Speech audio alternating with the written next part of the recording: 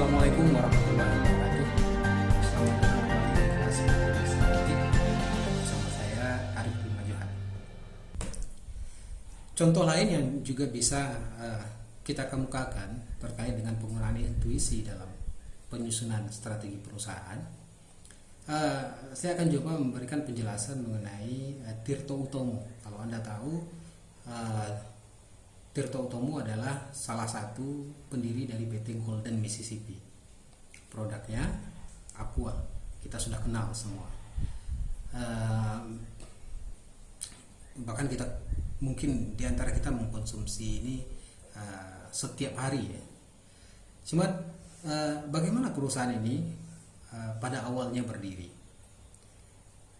Tirto Utomo melihat peluang ketika ada banyak eksekutif datang, ekspatriat saya maksud, ada banyak ekspatriat datang ke Indonesia yang kemudian mereka tidak terbiasa untuk meminum minuman yang direbus.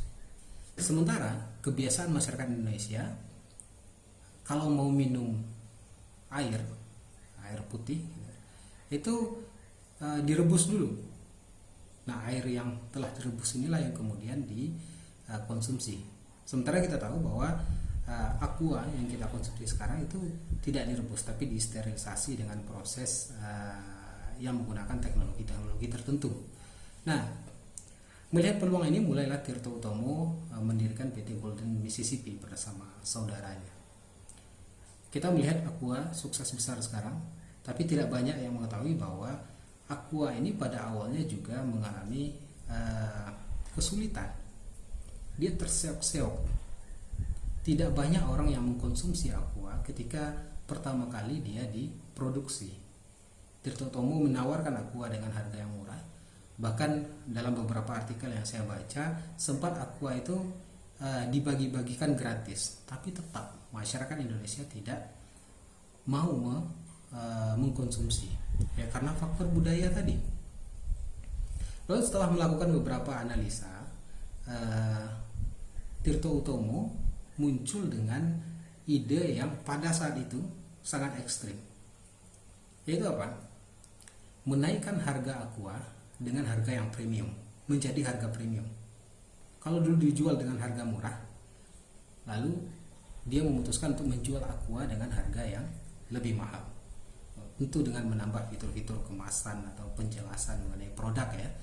Nah, dapat kita bayangkan di sini produk yang gagal dengan harga murah tapi kemudian sukses dengan harga premium padahal produknya sama.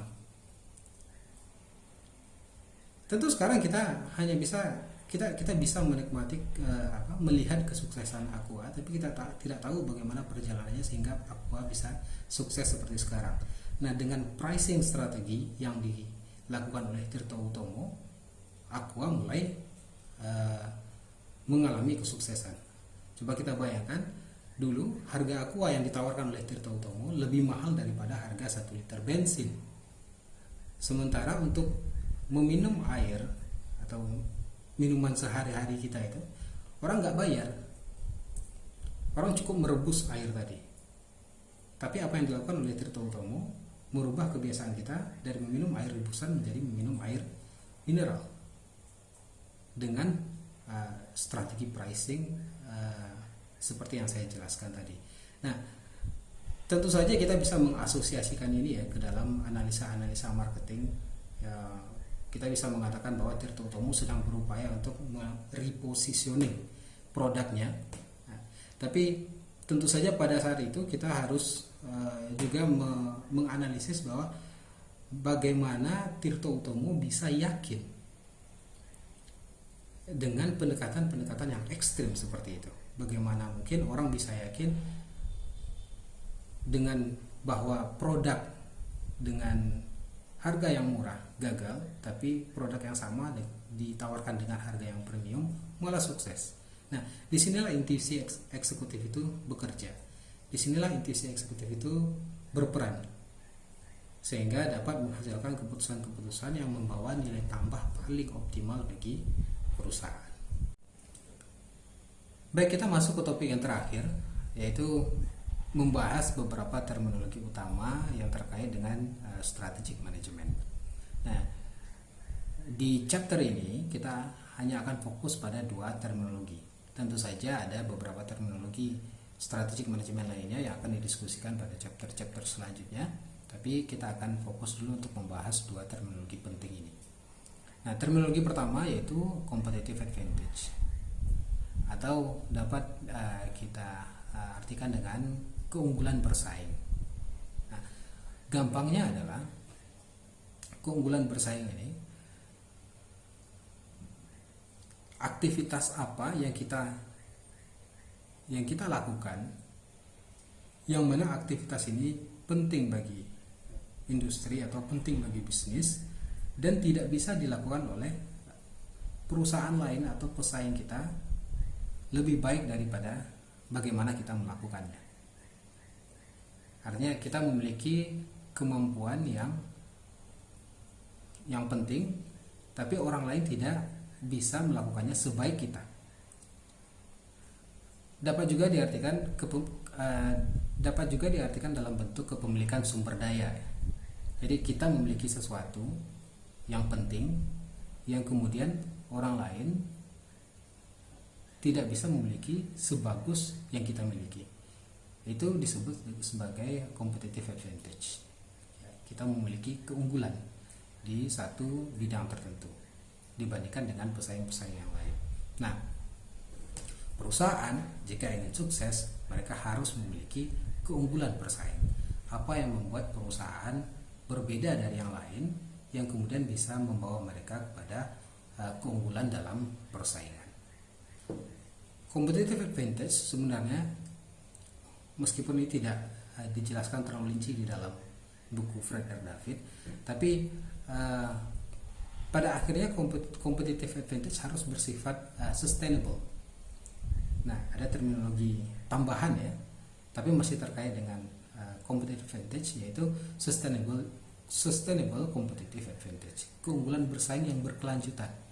Jadi kita punya sesuatu yang orang lain juga menginginkannya, tapi kita lebih baik. Tambahannya yaitu kondisi tadi terjadi secara terus-menerus. Nah, pada kondisi ini maka perusahaan diyakini dapat memenangkan persaingan. Seperti apa membangun sustainable competitive advantage, atau ciri-cirinya seperti apa perusahaan yang memiliki sustainable competitive advantage? Nah, kita bisa meringkas kriteria ini ke dalam empat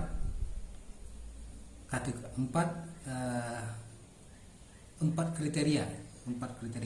Yang pertama, jika perusahaan memiliki sumber daya yang valuable atau sumber daya yang bernilai, memiliki nilai secara material dan memiliki nilai secara ekonomis. Yang kedua, jika sumber daya yang kita miliki itu adalah sumber daya yang langka, rarity, sehingga dia sulit untuk diperoleh. Yang ketiga, I tadi, valuable, rare.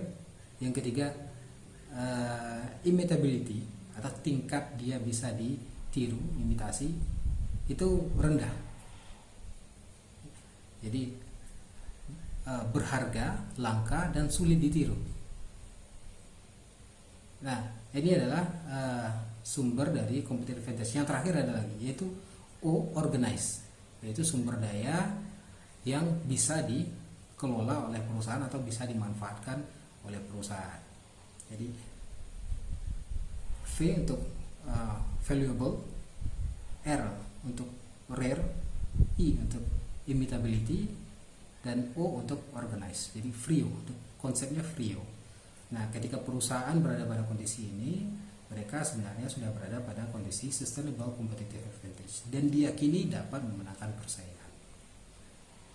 Baik, terminologi yang kedua yaitu strategis. Apa itu strategis? Adalah strategis dapat dimaknai sebagai orang yang menyusun strategi atau orang yang merencanakan strategi, orang yang mengeksekusi strategi, itu disebut dengan istilah strategis ya. Nah, biasanya ini adalah orang-orang yang berada pada level top, berada pada level puncak. job titlesnya banyak gitu kan. Yang paling terkenal itu istilahnya CEO atau Chief Executive Officer, Presiden, Owner, bisa juga Chair of the Board, Executive Board. Itu terminologi yang kemudian diasosiasikan sebagai orang-orang yang menyusun strategi. Nah, itu secara klasik ya. Nah, sekarang perkembangan sekarang sudah banyak juga organisasi yang kemudian membuat satu struktur eksekutif khusus. Ada banyak perusahaan yang menggunakan pendekatan ini dengan menambahkan satu eksekutif yang memang bertanggung jawab untuk membahas isu-isu yang strategis. Perusahaan-perusahaan biasanya menggunakan istilah CSO, Chief Strategic Officer. Nah, fungsinya adalah untuk menganalisa isu-isu strategis, termasuk juga mengimplementasikan isu-isu strategis di dalam organisasi.